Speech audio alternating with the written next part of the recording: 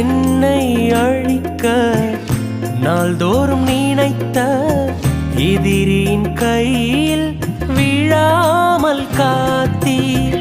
என்னை அழிக்க நாள்தோறும் நினைத்த எதிரின் கையில் விழாமல் காத்தீர்.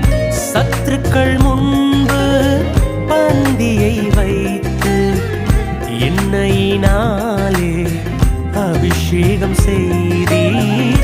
சத்துருக்கள் முன்பு பந்தியை வைத்து எண்ணெயினாலே அபிஷேகம் செய்தீர். என் அலைச்சல்களை அறிந்தவரே, என் கண்ணீரையும் காண்பவரே, என் அலைச்சல்களை